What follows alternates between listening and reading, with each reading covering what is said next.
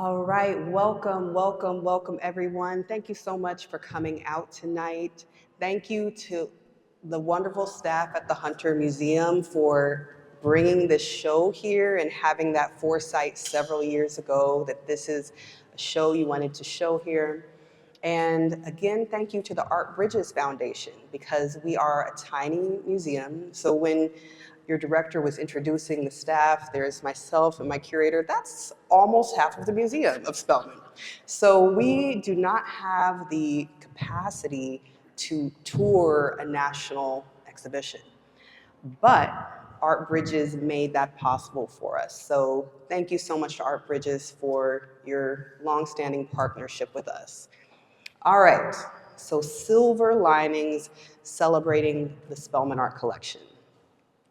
We organized this show for the Silver Year, the 25th anniversary of the museum, which was founded in 1996.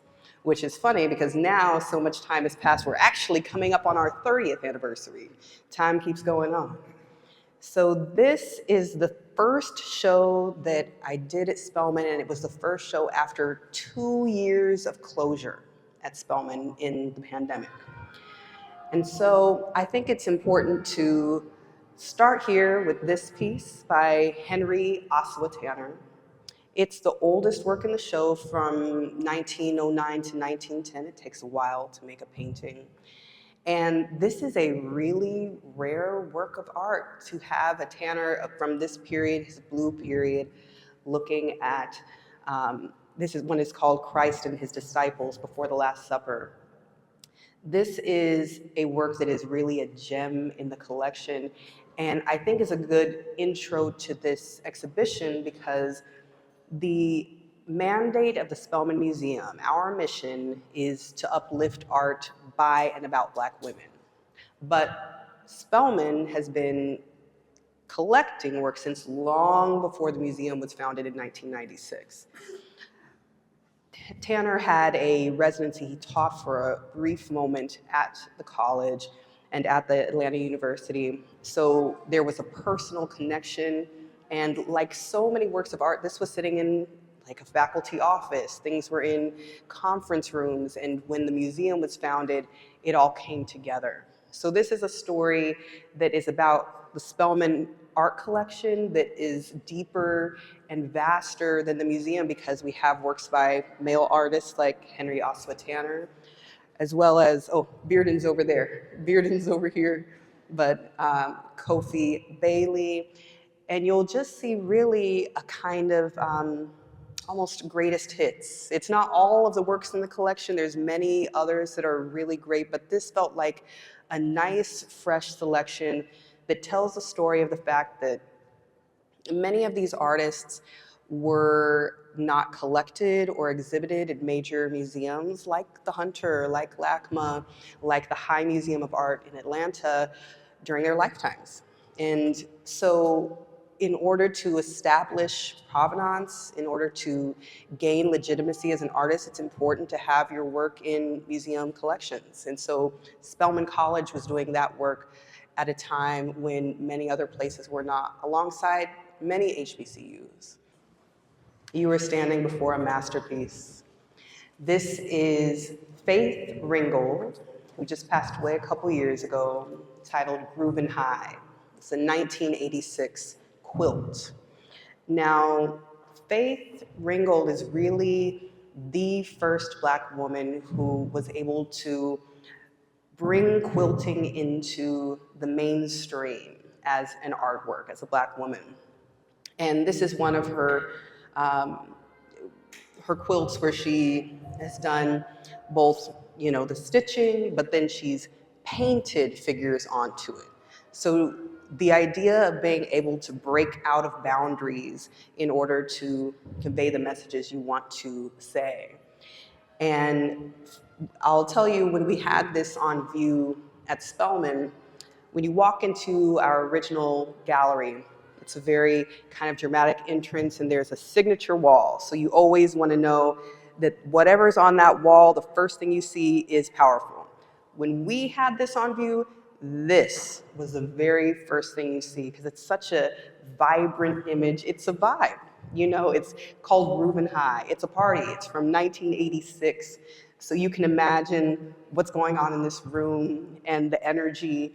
And it just has an incredible presence in this space. And I've been informed that actually the Hunter Museum has a print of this exact same work. So know that this is such a sought after piece that your museum right here in Chattanooga has had a, facsimile of this work for decades now. I think it's important to point out, at this moment in time, there has been kind of a movement toward figuration, Black figuration, in the art market, galleries, and shows that you see. However, abstraction has always served as a tool to convey things that are almost unspeakable, that cannot be conveyed in any other way. So these two works are by Hale Woodruff. And Hale Woodruff was an incredible artist who taught at the Atlanta University in Spelman College. He founded the arts at Spelman in 1931. And this piece, Celestial Gate, is his interpretation of the gates to heaven that he was seeing and studying in West African cultures, but he's done it in painting. And another one where this work was a real, I want to say, influence on both students and fellow artists. And so many of the works in this section are really using abstraction in ways that I think are very powerful. So some of the works in this exhibition are by artists that you may know, like Faith Ringgold. There's an Elizabeth Catlett who's having a moment right now. Her show just opened at Art Institute of Chicago after being at National Gallery in Brooklyn. But there are also artists who you may not know. For example, Lucille Malkiel Roberts is working in oil on canvas and then watercolor on paper, and Betty Blayton here. And this is one of her kind of signature ways of painting this circular canvas. So not only is she working with abstraction, she's also challenging what an artwork is supposed to look like, what the shape is supposed to be.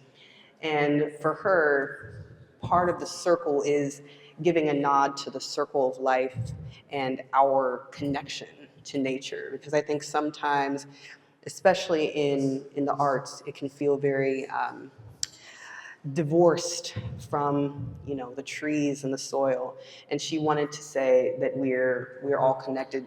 I also love this work because it's from 1983, but it's so vibrant and so beautiful and shines like it was made just yesterday. So if you haven't heard of Betty Blayton, please take this as an opportunity to sit and meditate with this work, and just know that this is a very special work of hers, but she made so many of these, and at a time similarly where it was, there are these debates, I think, in the art world among artists about what is the best way to be a Black artist. Like, do you have to make figurative work to be legitimately making art? And she, I'd say similarly to Octavia Butler, felt like abstraction, science fiction, can tell stories in ways that straightforward narratives cannot. All right, and then please do not miss, it's small but so mighty, this Howardina Pindell, also a circular work. Howardina Pindell, another artist working in abstraction but completely differently. She became famous for some performance art, but also these dot paintings. And so this is a small one that actually, until our show, usually hung on the wall, but I love the way you can get really up close to it and intimate. And these are punch hole, like, as you would do a 3-hole punch into a piece of paper. She would collect those, and her father would, had an office and would punch holes and things, and she would make little artworks out of them and kept doing that throughout her career. So thinking about also just how you develop your work as an artist, sometimes it's just working with the things that are around you. She's not in the show, but Betty Saar always says, whatever piece needs is what the material is. You know, she doesn't think of herself as a painter, she does assemblage, but whatever the work needs, that is what the material needs to be. So we kind of came from early figuration to abstraction here into contemporary photography. So this is one of my favorite works in the show that was acquired for the 15th year of the museum. And it's a diptych, it's a self-portrait by Carrie Mae Weems, who is an incredible photographer. And the name, I think, says a lot of it. I looked and failed to see what so frightened you. And I think that especially today, that is a very powerful and poignant message. She's a Black woman in a very nicely tailored, quilted dress and, you know, hair pulled back, beautiful jewelry, looking stunning. And she's looking in the mirror to try to figure out why society says again and again that she is supposed to be a threat in some way. And so I think it's one that I'm always thinking about students, because at Spelman, of course, we have an incredible group of students from Spelman College, Morehouse, Clark Atlanta, and then around the Atlanta area who use the museum and the artworks as inspiration. And I found that this one really spoke to our students in a way because even more so now, because you're not only looking into the mirror, but you're looking at your phone at yourself, and you're seeing images right now of violence against Black bodies reflected back to you. And so I think this is one that is really, it has a statement that we all really need to hear today. All right, we're gonna stop here at this bronze sculpture by Elizabeth Catlett, Standing Woman. And this is a fairly large sculpture in her practice in bronze. This was gifted to the museum to the college rather, before we even had a museum. So you can see the kinds of things that are coming in before there's even a body to take care of these works. And she's really finally getting her just due right now, Elizabeth Catlett. There's a show that I said just opened. It's called a Revolutionary Artist and All That It Implies. That was something that was taken that she wrote, because as an artist, as what she would call revolutionary artist, she was working in sculpture. This is bronze. She was working in drawing and painting, and she was always wanting to pursue images of Black people and Black women as strong and powerful, and the ways that she saw them. For example, she has pictures of sharecroppers that she's done, looking regal.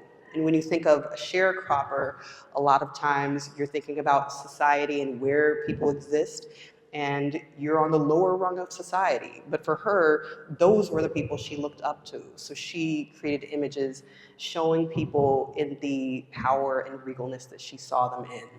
And so this woman standing tall, beautiful, and really, I think, grounds the exhibition, because we have a few sculptures. These two are by Beverly Buchanan, who's an incredible artist as well. But I think it's important to note that Faith Ringgold with the quilt Guggenheim, she had a show at the New Museum, finally giving her just due in 2021. And this was up at the same time and is as beautiful, if not more, than all of the quilts that were in that show on 3 floors of the New Museum. We have this gorgeous Elizabeth Catlett at the same time as she's on view in major cities across the country. And so I point out this to say that Spelman has always been collecting major works by artists, and at a time during their lifetimes usually, which is not always the case, but sometimes an artist dies and then that's when their prices go up and they get collected by museums. But Spelman really has always been doing this work. Everyone we've looked at, with the exception of Carrie Mae Weems, is an artist who has passed on. But Fierly Baez, she's a Dominican artist and born in 1981, so fairly young in the grand scheme of things. And this one, I love to see students come in because it would trip them out. They're like, what is that? What am I looking at? Is this a person? Is this a thing? And yes, to all of the questions. She's really influenced by both some of the mythology of, what is the name of it? Chigupa woman in Dominican Haitian culture, but so both the ways that women have been kind of exoticized in the Caribbean, Black women through colonialism. I mean, there are all kinds of journals of explorers that she used as sources when she was creating this work. And so she is really blowing up right now.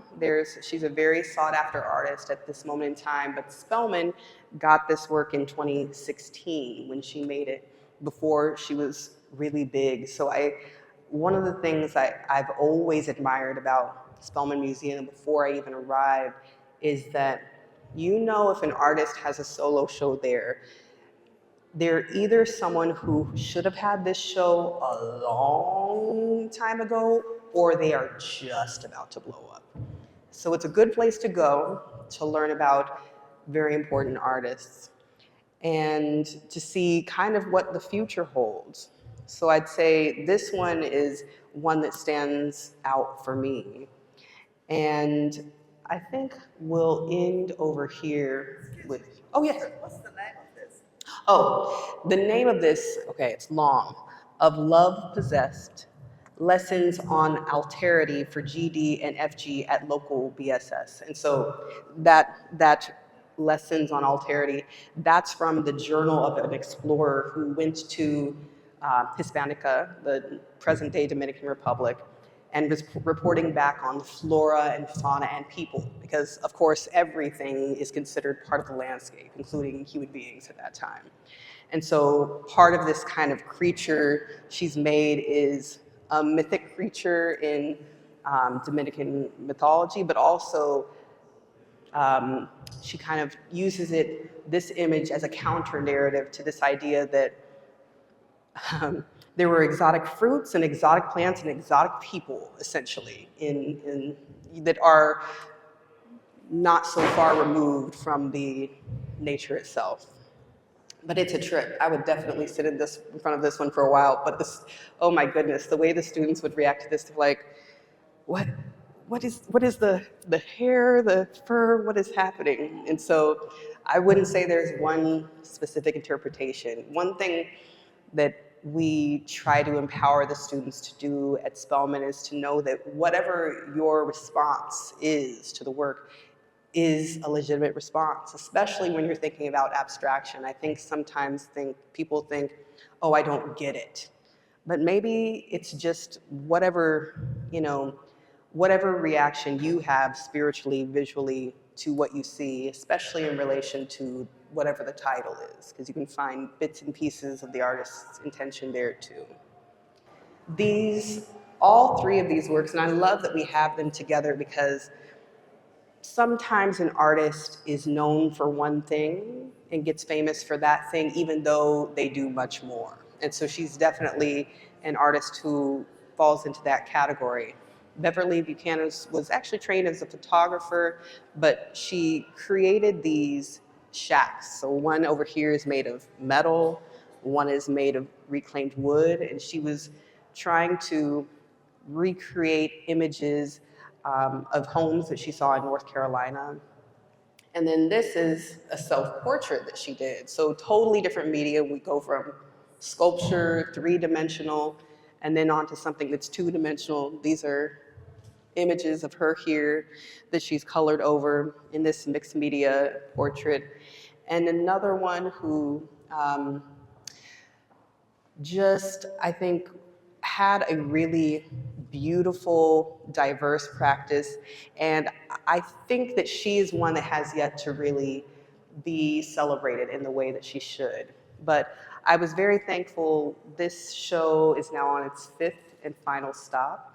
And when it went to the University of Michigan Museum of Art, she spent the last 13 years of her life there and taught at the University of Michigan, and always wanted to have a show there, always wanted to have her art there. And not only did they show these three works, but they went out into the community and borrowed several others. So they were able to kind of recuperate the history of an artist who was local to the area for a time and tell that story. And I know I walked you all the way across the gallery, but there's actually one more that I want to show you before we maybe scatter and can answer questions one-on-one. We talked about Elizabeth Catlett. A little bit before her time, this is Selma Burke. This is a work of art by Selma Burke. This is bronze, but she worked in marble, she worked in wood, she worked in stone. Selma Burke, incredible sculptor, Harlem Renaissance era and after. This one I think is closer, yeah, this one's from 1970, towards the end of her life. And I want to point this one out and leave you on this note because, you know, like I said, when you come to Spelman, you know that you're going to see works by artists who may not have gotten their just due in their lifetime. And so we're at the very beginning of putting together a survey of works by Selma Burke, including this sculpture. We are very thankful to be the holders of the Selma Burke papers at the Spelman Archives, which is right upstairs from the museum. And we have more of her works of art than any other institution in the world. So people who study Selma Burke have to come to Spelman to learn about it. And the one thing I'll tell you about her to understand the gravity of what she was doing is, I mean, this work speaks for itself. It's sadness. And many of her sculptures are around this size and figurative. But she also carved the relief, the sculpture that was used for the dime of Franklin Delano Roosevelt. So the image that you see on the dime, she created what we now use for that, but she was not credited in her lifetime. And Spelman has the original relief that she created for that. So outstanding artist who will very soon, maybe we could travel it to the Hunter. I don't know, but we're going to do a show of her work because it's long overdue and because it's the right thing to do. I think as we make sure that as time goes on, we're fulfilling our legacy as a museum.